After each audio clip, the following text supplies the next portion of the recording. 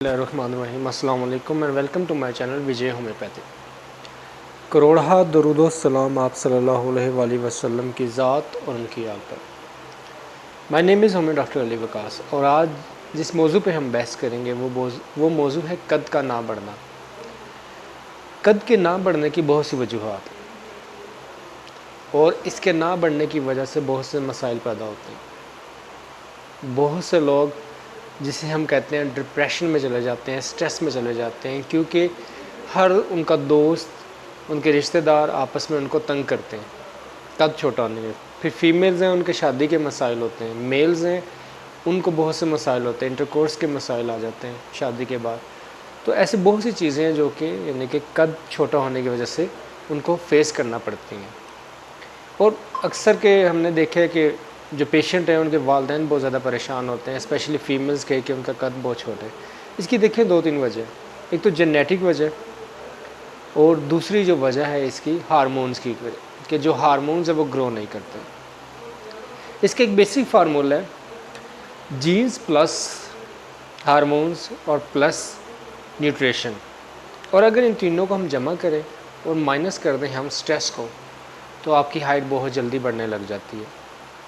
लेकिन क्या होता है कि जब हमें कोई दोस्त, कोई रिश्तेदार, कोई कज़न हमें तंग करता है कि हाय कद छोटा है, मुख्तलिफ़ बातें सुनाता है, हमें चुटकुले सुनाता है, जिसे हम कहते हैं कि तंज़िया बात करता है, तो उससे क्या होता है कि वो जिसकी हाइट छोटी है वो बहुत ज़्यादा परेशान होने लग जाता है और बहुत कुछ उसके जहन में, उसके दिमाग में चलने लग जाता है, स्ट्रेस लेने लग जाता है, डिप्रेशन में चला जाता है अपनी हाइट की वजह से, और मुख्तलिफ़ टोटके यूज़ करता है। उस टोटके इस्तेमाल करने से ये होता है, घरेलू टोटके कह लें, हकीमों के पास चले जाते हैं मुख्तलिफ ऐसे हकीम जो कि रजिस्टर नहीं है, जिनको पता ही नहीं आगे पीछे का, और तो वो कद बढ़ने के बजाय मज़ीद छोटा हो जाता है और जिस्म के अंदर और ज़्यादा कॉम्प्लिकेशंस पैदा हो जाती हैं। ये वो तमाम वजह है कि जो कद छोटा होने की वजह से पैदा हो सकती है। अब देखिए कद की जो वजह है, जो बेसिक जो इसकी जो रीज़न है ना, जो आप ये समझें कि बैकबोन है एक चीज़ की, या जो वाइटल रोल अदा करती है, वो है हमारी स्पाइनल कार्ड। स्पाइनल कार्ड की जितनी ज़्यादा विड्थ होगी ना, उतने ही चांसेस हैं इंसान की हाइट बढ़ने के, और ये आम तौर पे बच्चों के अंदर होता है। लेकिन अडल्ट जो हैं वो भी यूज़ कर सकते हैं अगर उनमें हाइट के प्रॉब्लम्स या मसाइल उनके अंदर पाए जाते हैं।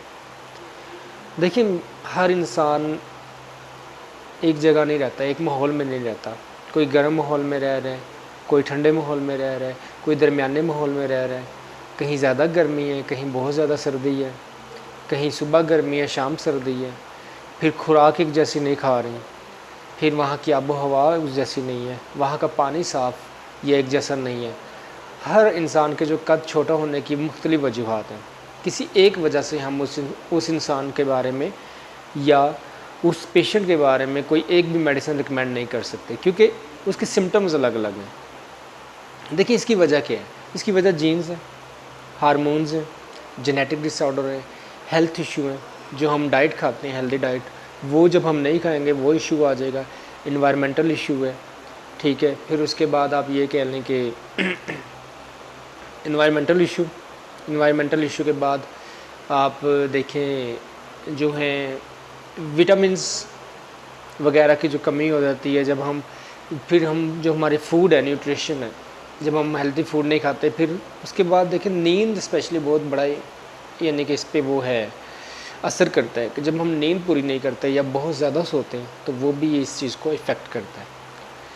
तो हमें इससे मतलब कद बढ़ाने या कद छोटा होने में जो भी यानी कि कोई भी मसाइल ले लें, कोई भी प्रॉब्लम ले लें, कोई भी बीमारी ले लें, उसमें ये सब चीज़ें बहुत अहम किरदार अदा करती हैं। आपका माहौल, आपकी खुराक, आपकी नींद का पूरा होना, आप जो पीते हैं ड्रिंक वगैरह वो कैसी पीते हैं, आपकी हैबिट्स कैसी हैं, ये सब चीज़ें मैटर करती हैं। तो देखें आप आप फ्रूट लें, वेजिटेबल लें, फिर आप ड्रिंक्स लें, आप हेल्दी फूड खाएँ जिससे आपके जिस्म को फ़ायदा। उससे क्या होगा, न्यूट्रिशन, हार्मोन्स में इजाफा होगा, आपके अंदर विटामिन्स आएंगे, आपके अंदर और जितने भी यानी कि कह लें इम्यून सिस्टम है उसमें थोड़ी सी जान आएगी। तो क्या होता है, जो आपकी स्पाइनल कार्ड है वो एक्टिव होंगे, जो हार्मोन्स हैं, जो ग्रोथ हार्मोन्स हैं वो एक्टिव होंगे। जब वो एक्टिव होंगे तो वो अपना काम शुरू कर देंगे, ग्रोथ बढ़ जाएगी इससे।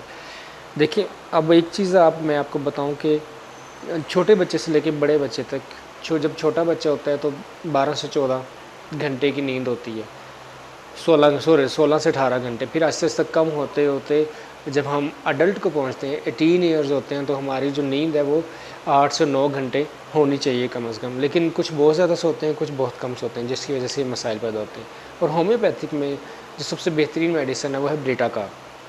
ब्रीटा का हाइट बढ़ाने के लिए सबसे बेहतरीन मेडिसिन है। लेकिन ये किस पोटेंसी में यूज़ होगी, कितने ड्रॉप्स यूज़ होंगे, ये एक अच्छा फिजिशियन ही उसके साथ आप कंसल्ट करें। जैसे मैंने आपको बताया कि हर पेशेंट एक अलग माहौल में रह रहे हैं, उसके अलग सिम्टम्स हैं, उसकी अलग जो है जिसामत है, जिसकी वजह से अलग हालात वाक़यात हैं, जिसकी वजह से उसकी हार्ट छोटी है। तो अच्छे फिजिशियन के पास जाएँ, उससे कंसल्ट करें और वो जैसे रिकमेंड करेगा, जितनी डोज़ रिकमेंड करेगा आपने उतनी लें। और ये डोज़ का भी बहुत अहम है।